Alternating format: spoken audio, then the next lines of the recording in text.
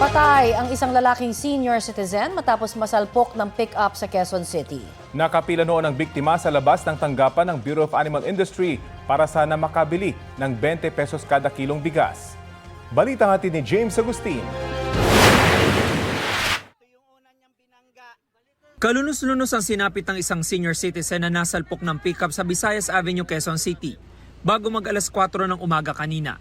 Ang biktima naghihintay sa labas ng tanggapan ng Bureau of Animal Industry para makabili ng 20 pesos na bigas.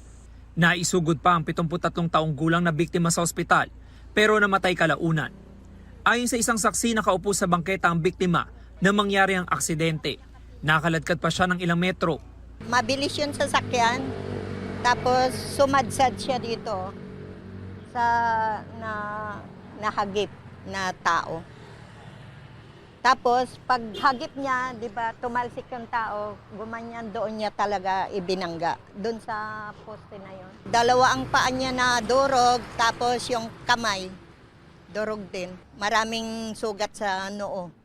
Nahagip din ng sasakyan ng 51 taong gulang na si Richard na nagtitinda sa bangketa. Nagtamo siya ng sugat sa kanang siko. Paglingon ko uli, nasa akin na, kaya yan, may tama. Ito tinamaan ako. Kung hindi ko na itulak yung sidecar ko, yung paninda ko, baka pati ako nasa pool. Papasalamat din ako dahil pangalawang buhay ko na to. Sa investigasyon ng pulisya galing sa Isabela ang driver ng pickup at pauwi na sa Kulyat. Unang nabangga ng sasakyan ng senior citizen. Sa kasamaang palad, nawala ng control yung driver natin at nasagasaan niya po yung nakaupong biktima sa gutter ng in front of Bureau of Animal Industry. After niyang mabangga yung biktima, nagtuloy-tuloy yung driver at sumampa sa gutter, sir. Doon na nahagipan nagtitinda at tinamaan din ang traffic signage sa bike lane. Sa lakas ng impact, nawasak ang harapang kanang bahagi ng sasakyan. Nasa kustudiya na ng QCPD Traffic Sector 6 ang 47 taong gulang na driver ng pickup na tumanggi magbigay ng pahayag. Pero base sa kanyang salaysay sa pulisya, According sa driver po, may iniwasan siyang motorsiklo na tumawid sa lugar. Pero iniimbestigahan pa po natin yon. maharap ang driver sa reklamong reckless imprudence resulting in homicide and damage to property. James Agustin, nagbabalita para sa GMA News. Itataas uli sa yellow alert ang Visayas grid mamayang hapon hanggang gabi. Ibig sabihin, manipis ulit ang reserbang kuryente na posibleng magkulang sakaling magka-emergency. Ayon sa National Grid Corporation of the Philippines, magsisimula yan mamayang alas 5 ng hapon hanggang alas 7 ng gabi. Paliwanag ng NGCP, inaasahan ang mataas na demand sa kuryente na sinabayan ng aberya sa 3 malalaking coal power plants. Ilang bahagi ng Mindanao ang naperwisyo ng malalakas na ulan. Bumagsak ang isang tulay sa Calyawa, Buhangin District sa Davao City. Ayon sa mga residente, bumigay ang mga tinatawag na approach ng tulay habang rumaragas ang ilog sa gitna ng pag-uulan nitong Lunes ng gabi. Hindi madaanan ng tulay, kaya pinapayuhan ang mga motorista na humanap muna ng alternatibong ruta. Sa Maguindanao del Norte, mistulang dagat ang malaking bahagi ng Barangay Damatog sa Northern Kabuntalan, bunsod ng halos araw-araw ng ulan. Abot binti ang baha. Nalubog sa tubig ang mga palayan, maisan at iba pang taniman ng gulay. Pinasok din ng baha ang police station, mosque at compound ng munisipyo. Ilang residente na ang pansamantalang lumikas. May mga sama ng panahon na posible pang humabol bago matapos ang buwan ng Mayo. Sa forecast ng Pag-asa, may 3 low pressure area na maaaring mabuo sa Pacific Ocean mula May 25 hanggang May 31. Isa po sa mga posibleng LPA ay mabubuo sa loob ng Philippine Area of Responsibility. Mababa ang tsansa nitong maging bagyo. Lalapit din sa PAR ang 2 iba pang LPA. Mga kapuso, maaari pang magbago ang mga datos na yan sa mga susunod na araw o linggo, kaya manatiling tumutok lamang sa weather updates. Sa ngayon po ay easterlies ang maaaring magpaulan sa ilang lugar sa ating bansa sa gitna man yan ng mainit na panahon ayon sa Pag-asa. Partikular na apektado nito ang Southern Luzon at Visayas. Makakaasa muli sa mga local thunderstorm ang iba pang bahagi ng bansa. Nakataas po ngayon ang thunderstorm watch dito sa Metro Manila, Bulacan, Rizal, Laguna at Cavite. Posible ang biglaang ulan na may pagkulog at pagkidlat hanggang mamayang alas 10 ng gabi. Sa kabila niyan, posibleng pumalo sa danger level na 45 degrees Celsius ang heat index ngayong araw sa San Ildefonso, Bulacan.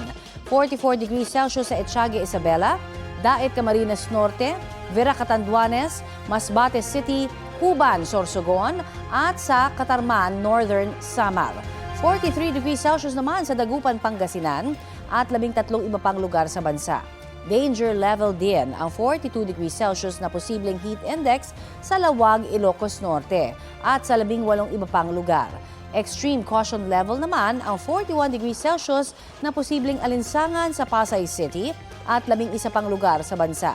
40 degrees Celsius naman sa Sinait, Ilocos Sur at sa 10 iba pang lugar.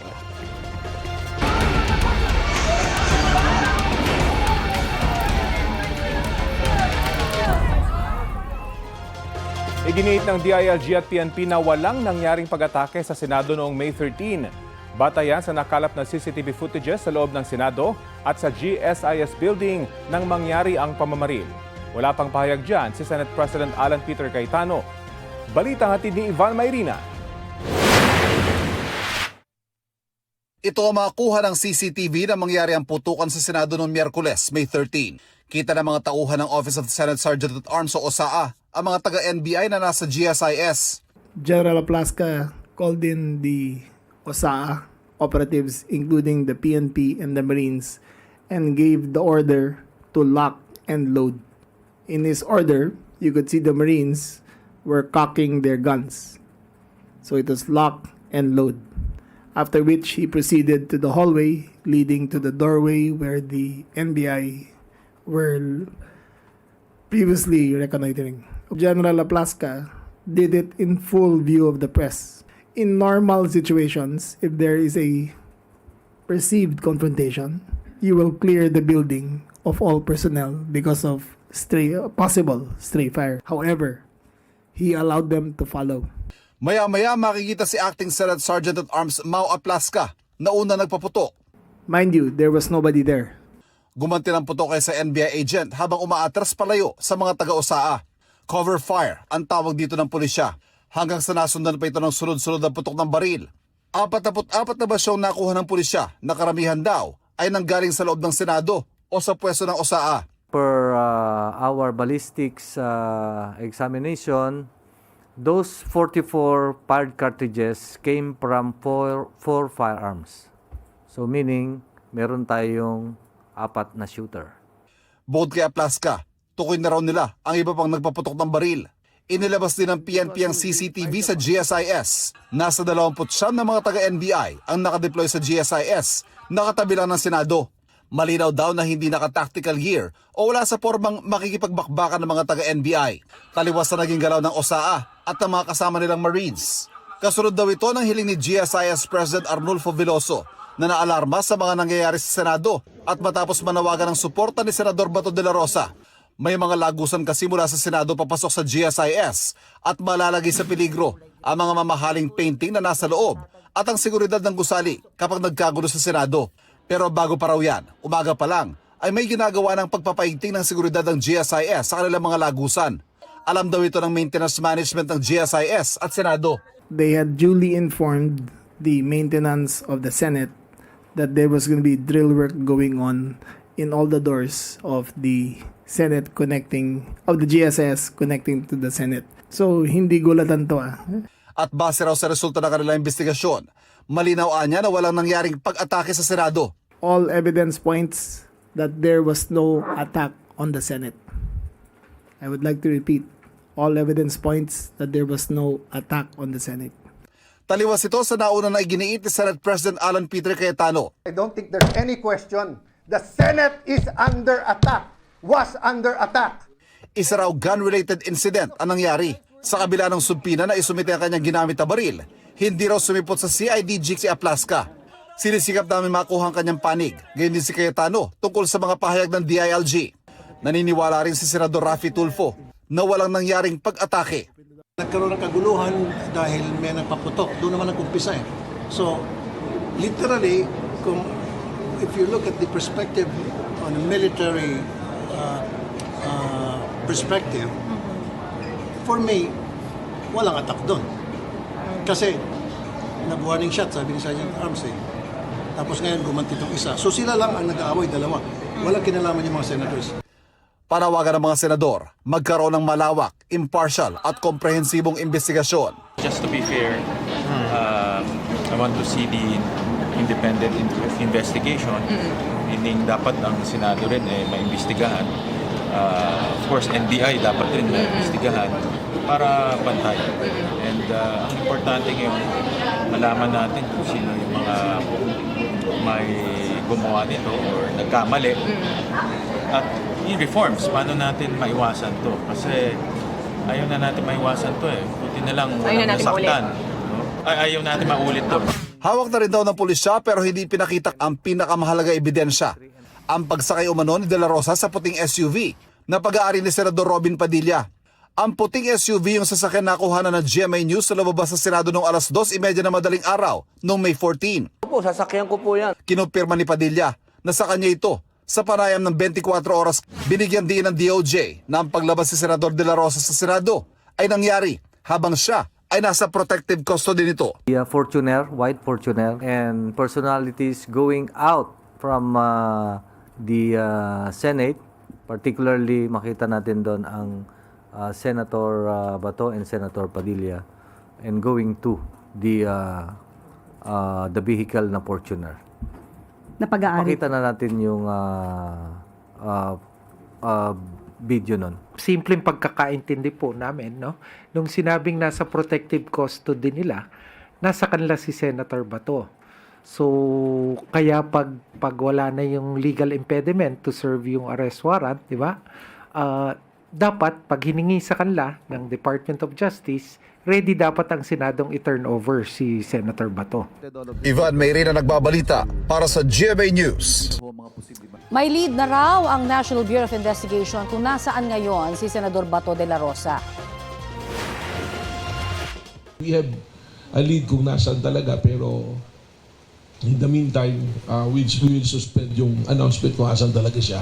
There is a valid warrant of arrest. He is now considered fugitive from justice. Huling nakita si De La Rosa sa loob ng Senado noong nakaraang linggo nang magkaroon ng putukan doon. Sabi ni Matibag, kung may dapat magpaliwanag, dapat si Senador Robin Padilla na huling kasama raw ni De La Rosa. Sa sasakyan umano ni Padilla sumakay si De La Rosa palabas ng Senado madaling araw noong May 14, ilang oras matapos ang putukan. Patuloy raw ang pag-monitor ng NBI sa kinaroroonan ni De La Rosa. Huli kamang paghablot ng isang lalaki sa hikaw ng isang babae sa Quezon City. Ang suspect na aresto matapos bumangga sa isang truck habang tumatakas.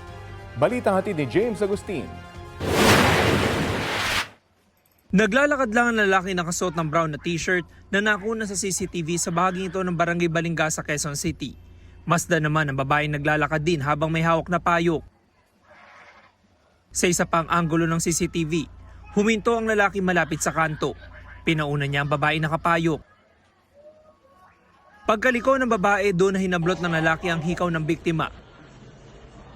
Hinabol pa niya ang sospek. Nakalaunay bumangga sa umaandar na truck habang tumatakas. Yung biktima habang naglalakad papuntang sa kanyang trabaho at sasakay ng jeep, minanmanan na siya ng sospek at doon na naganap yung krimen. Sugatan ng 34 anyos sa sospek. Nagtamo rin na sugat sa kanyang tenga ang 28 anyos na biktima. Pinuntahan na siya ng mga concerned citizen. Tiyempo naman yung mobile natin, mobile ng Laloma ay nagpapatrolya at doon na siya naaresto. Nabawi sa sospek ang hinablot na hikaw na nagkakalaga ng mahigit 22,000 pesos. Sa investigasyon na pag-alaman na ito na ang ikawalong beses na naaresto ng sospek. Karamihan sa kanyang kaso ay pagnanakaw. Mayroon ding may kinalaman sa droga at iligal na pagsusugat. Ngayon po, yung mga kaso niya ay on trial at yung iba naman nakapag-bail siya at iba naman yung hindi na naituloy ng mga biktima. Ito lang ang pag-isiyang ko po eh. No-comment po. Maharap ang sospek sa reklamong robbery. James Agustin, nagbabalita para sa GMA News.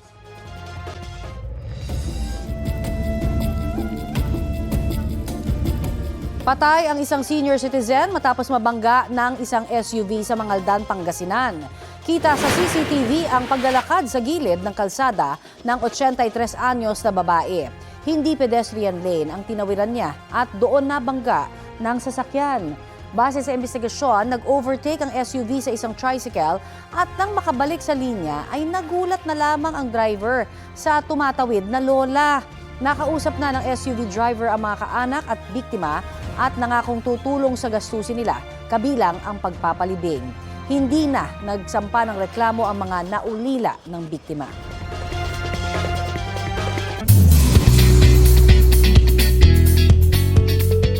Wednesday latest mga mare at pare, ready nang makipagbakbakan ng cast members ng upcoming Kapuso action series na Task Force Firewall.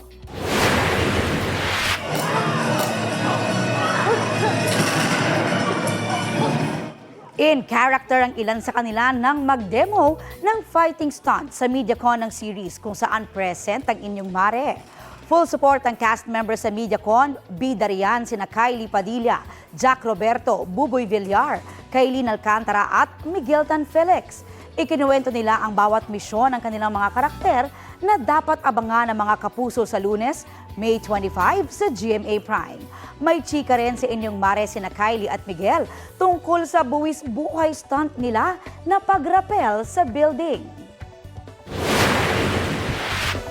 Yung mga harness stunts, matagal ko nang ginagawa, bata pa lang ako. But iba kasi yung bababa ka ng mula 15th floor. 17th. So, iba yung kaba nun. Nakakatakot talaga, hindi siya birong stunt. Although, dinouble check naman yung safety namin. Nakakatakot pero yun nga, mas madali siyang gawin pag may kasama eh. So, na-enjoy ko rin naman. And kami ni Kylie kasi gagawin naman namin lahat kahit mahirap para sa show, di ba?